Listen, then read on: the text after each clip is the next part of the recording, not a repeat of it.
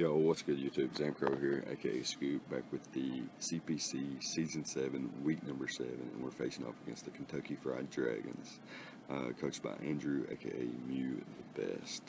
So, if you guys didn't know, Blackmont is actually located inside of Kentucky. Kentucky is a state within the United States of America, and Blackmont is a small town, or just an area. Really, it's not a town. There's no stores. There's a gas station, one gas station. But yeah, it's inside Kentucky, so pretty hype here. We got the battle of the Kentucky squads, and Andrew has a very threatening squad, as you can see on screen. He's got the Celestilla, the Megadiancy, Dragonite, Reuniclus, Crobat, Breloom, Alamomola, Sneasel, Typhlosion, Electabuzz, Sandslash, and the Pineco. So yeah, very scary squad, like I was saying. Lots of different setup options. You know, Celestilla can be a defensive menace with Leech Seed and Protect, and then coverage moves. Or it can be an autotomized set. It can be, yeah, I guess that's about it. Autotomized, potentially a Z-move user, I do believe. And then he's got the Megadiancy, which can Calm Mind up. It can get Diamond Storm defense boost. Celesteilla is actually not his Z-move user. It's actually Dragonite, the next mon, which could be a Dragon Dance variant. I think it gets Agility, which is really nice for special sets. Reuniclus gets Acid Armor and Calm Mind. He's got, you know, a couple games where he's ran those sets. Crobat with he ran Cursed Crobat, I believe, and almost got a sweep with it. Swords Dance Breloom is an option. Swords Dance Sneasel, a couple different options there for setup, excuse me. Alamomola passes Fat Ass Wishes to Celestilla, Megadiancy, Dragonite, Reuniclus, Crobat, Breloom, and basically the entire squad. And then Sneasel, it's nice. It's got a cool speed tier. Outpaces a lot of my squad and has the Ice Shard there that could potentially catch my Mega Sceptile. Typhlosion is really nice too. It's also a Z-move user, so like Z Sunny Day or something, or just like Inferno Overdrive, blowing something back could be something.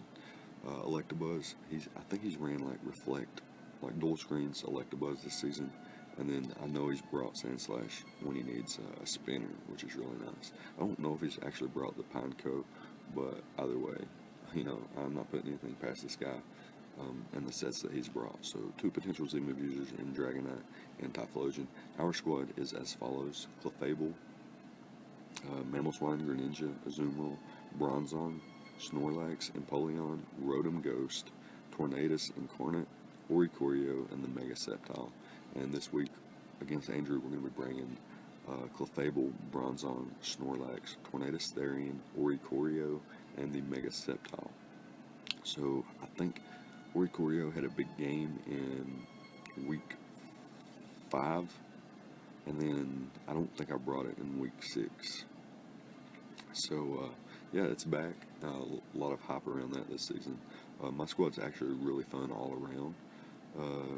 Being like the 3 most standard mons on my squad, being like Clefable, Mamoswine, and Greninja, and the rest are pretty much, you know, wild card picks that can function differently amongst different teams.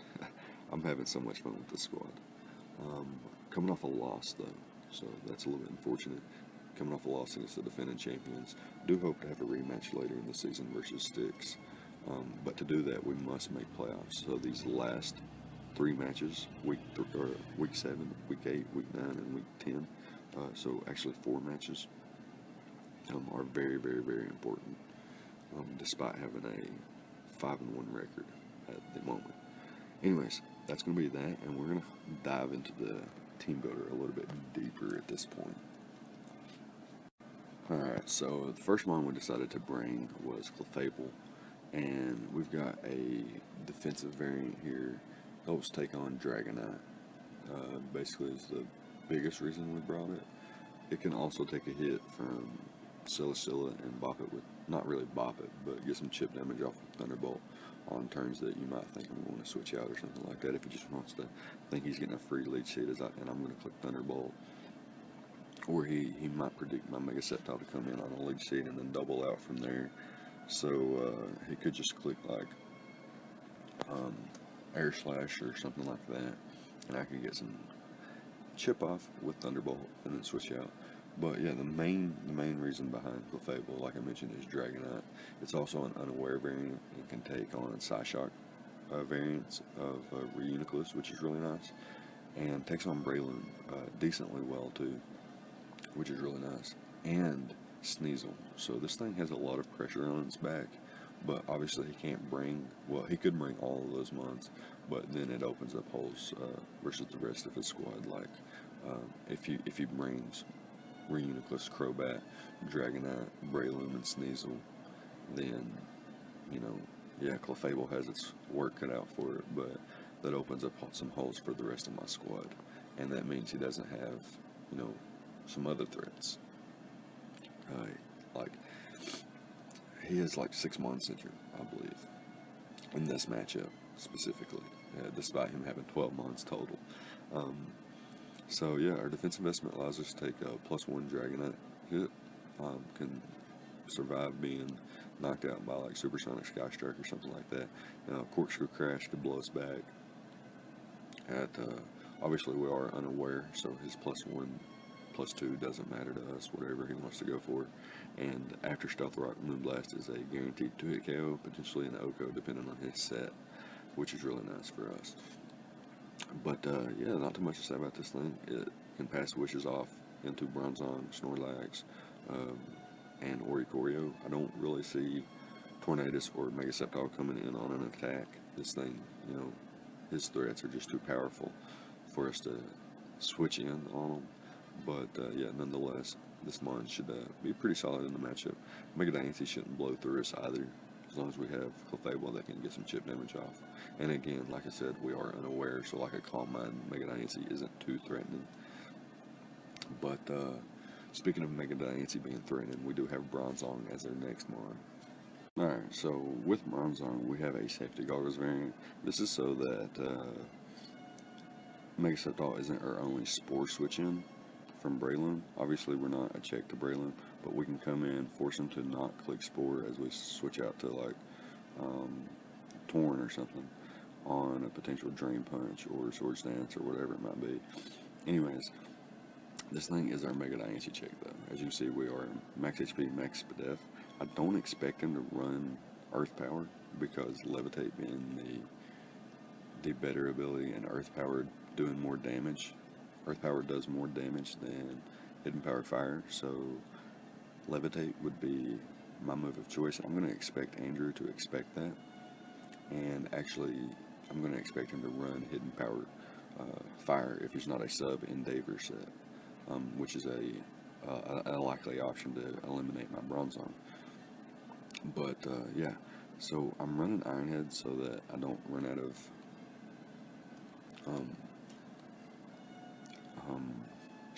so I don't run out of Gyro Balls, and so that if it comes down to Bronzong versus Reuniclus, I should outspeed him, and I could potentially Ironhead flinch him and get that thing. Like, if he's going to be like a set of variant that I just can't deal with, I guess flinching him would be my best way to deal with it.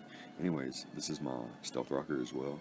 I can click Ironhead versus Mega Diancie, and if I do that enough times, if he's like a sub-variant or if he's Protect, then he will switch out, and I can just click Stealth Rock on his predicted switch out.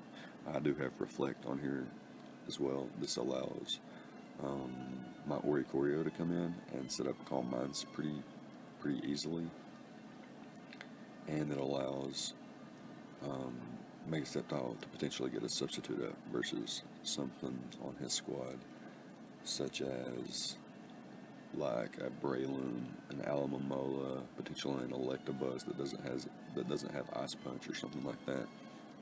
I can get a sub up with my Mega Sceptile and then wreak havoc on his squad as well, which could be very problematic. And last but not least, we have Explosion. I didn't want anything like, for example, Breloom. If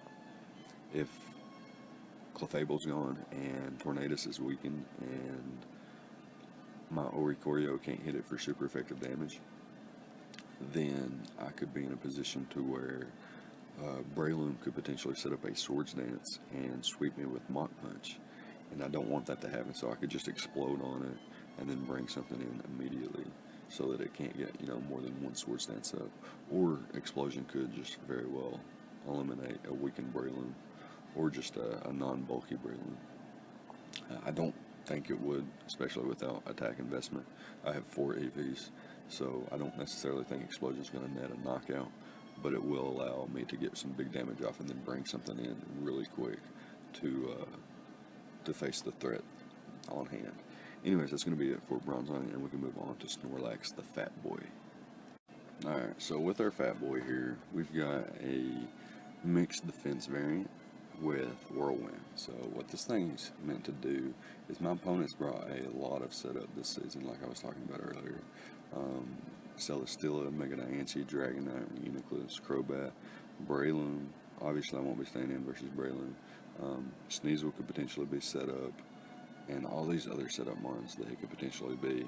I don't want to auto lose or anything, so I got this very, very, very fat Snorlax, defensive on both sides, and I can always come in. I can take any +1 hit from anything. I can take any +2 hit from anything that isn't Breloom, and I can Whirlwind it out. I can Whirlwind it out. So, and then later on in the match, like if I can find a matchup versus like Pineco or Sneasel or something like Typhlosion that just can't do much damage to me, outside of Focus Blast, obviously, then I could potentially rest up and Sleep Talk. I can throw off returns, whirlwinds. If he brings in the Celesteela, I don't necessarily have to switch knowing that I'm walled. I can always potentially get a whirlwind off of my rest talks.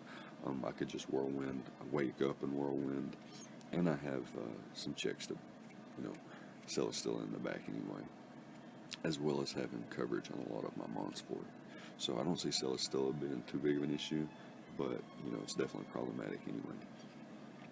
Yeah, I like this thick fat Snorlax with leftovers and rest talk with whirlwind. It, like I mentioned, prevents me from being swept by anything specifically, and can help me out versus a lot of things. And with my HP stat, not being too invested, I can catch okay wishes from things like Clefable, which is pretty nice. But yeah, that's going to be it for Snorlax, and we can move on to more of our offensive mons now with Tornadus Therian, Oricorio, and the Mega Sceptile. So it's going to be a lot of fun.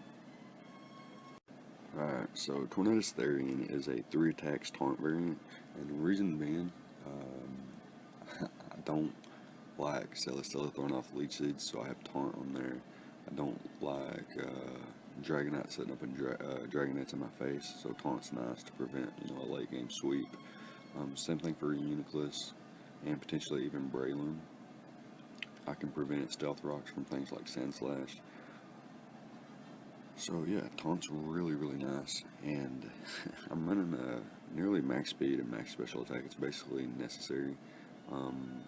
Max special attack allows me to OHKO a Mega Diancie after Stealth Rocks with Hidden Power Steel, and then max speed allows, or nearly max speed allows me to outpace Mega Diancie as well as the rest of his squad outside of Sneasel and Crobat, which I can't outpace anyway.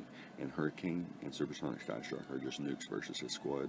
He doesn't really have a resist outside of Electabuzz, Mega Diancie, and Celesteela, which I feel my team deals with Electabuzz pretty well, and Mega Diancie shouldn't be too big of an issue, and then Celesteela being the only issue, which I do have Heat Wave for, and then, like I mentioned, Hidden Power Steel for the Mega Diancie. So this thing's really nice to just come in and click Hurricanes, and if I don't want to miss, if I want to guarantee land versus a threat such as maybe like a weakened Reuniclus or Breloom or even Dragonite, I can just go with the Supersonic Skystrike over the Hurricane and hopefully not miss. My luck, I could potentially miss a Supersonic Skystrike. Anyways, that's going to be it for Gypsy here, our Tornadus, and we can move on to the GOAT, Oricorio GOAT. Alright, so with Oricorio, we have a defensive variant to take on Celesteela. this thing should 1v1 Celesteela pretty much, unless it's like a Swords Dance Stone Edge variant, Jolly Max Attack, Max Speed, or something like that. We do outpace any Celesteela that isn't Jolly, I think. If Celesteela isn't Jolly, we do outpace it. However, we are EV to underspeed a max speed Celesteela so that we can always take a hit first and baton pass out. And that's the idea versus pretty much everything on the squad. Take a hit and baton pass my Calm Mind into Tornadus or Mega Sceptile, and then let them go to work with their coverage.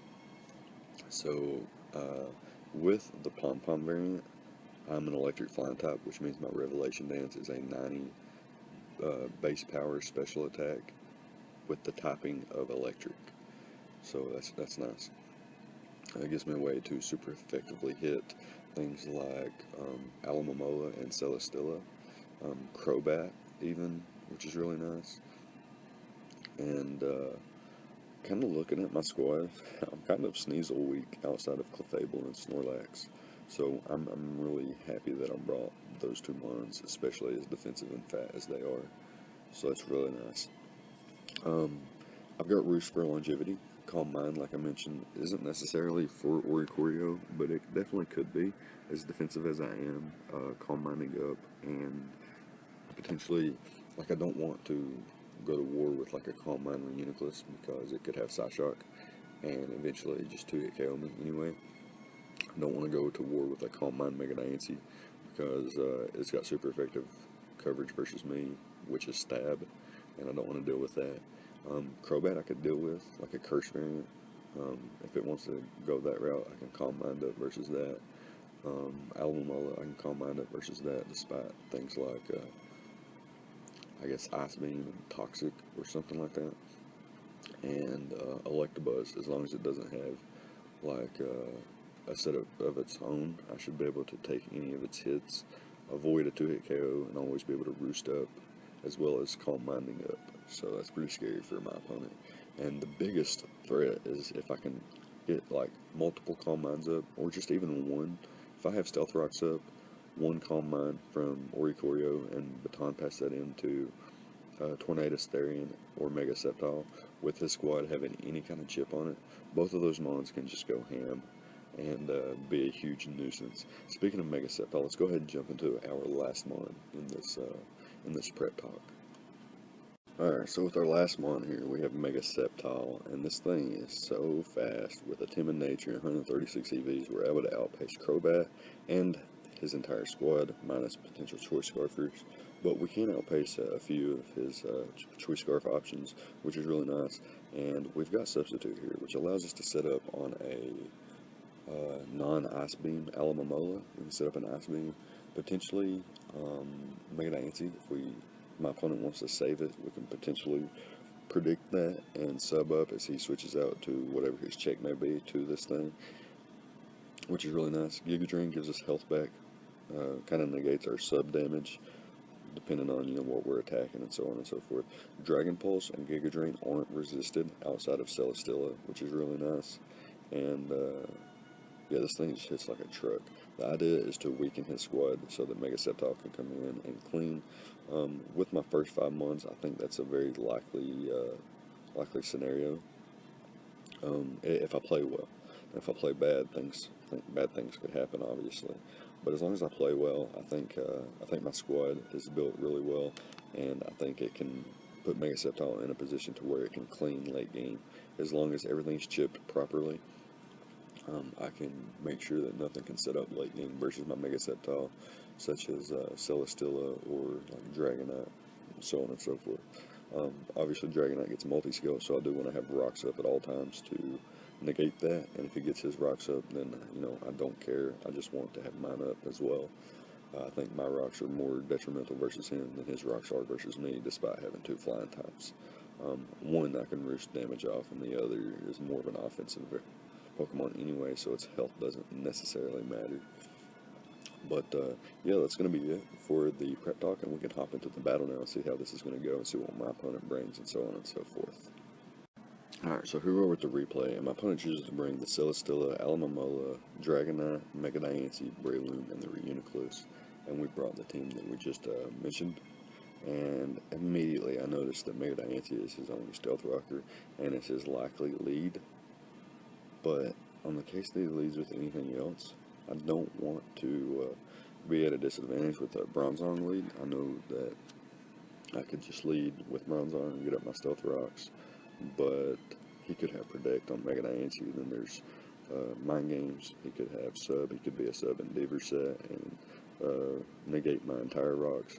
So I'm going to lead off with Tornadus Therian, or excuse me, Tornadus Incarnate to lead off with, and he leads off with this Mega Diancie. This was kind of expected since it is his only Stealth Rocker.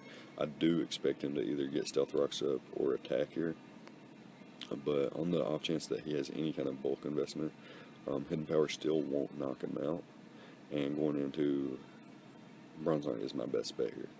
As you can see though, my opponent goes for the substitute, so had I went for the Hidden Power still, his substitute would have failed because he would have been way too low of HP to have made a sub at that point. But it's okay, I can just go into my Bronzong here and click Iron Head, break his sub, and he's going to predict me to predict him to switch out here, and he's going to go for sub again, thinking I'm just going to get my rocks up or something. But I'm just going to click the Iron Head again, you know, condition him to think that I'm going to click Iron Head.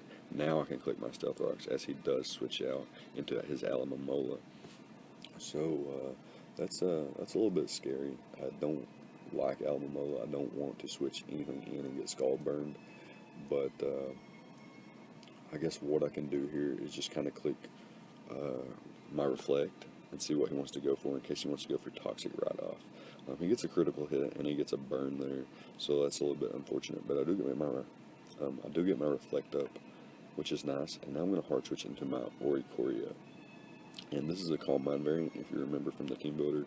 So what I'm going to do here with a Reflect up is I'm going to immediately start setting up Calm Minds. I don't care if he's toxic, because what I'm actually going to do is Baton Pass this Calm Mind into my Mega Sceptile at this point, depending on what he goes for here. So what I'm going to do is Calm Mind up once more, see what he wants to go for, as he goes for the Wish. So that's pretty fine with me, because what he might want to do is hard switch out into something that can take on an electric type move, such as Dragonite, Breloom, or potentially even going into Reuniclus to Calm Mind up. Either way, my play here is to Baton Pass out. I know he's going to switch, so my play is to Baton Pass out, and I get in my Mega Sceptile here. My Reflect wears off, but that's not too big of an issue. I am at +2/+2, and I should outpace his entire squad, bar Choice Scarf users. And yeah, I'm just going to Mega Evolve here and go for the Giga Drain. Giga Drain 2-hit KO'd Reuniclus. Dragon Pulse did too, but Giga Drain gave me health back, and that would put me at max HP, so that's really nice. He does stack off his Mega Diancie there, and we're able to get the knockout with Giga Drain. He brings in a Celesteela here, and if he's max HP, this has a chance to kill.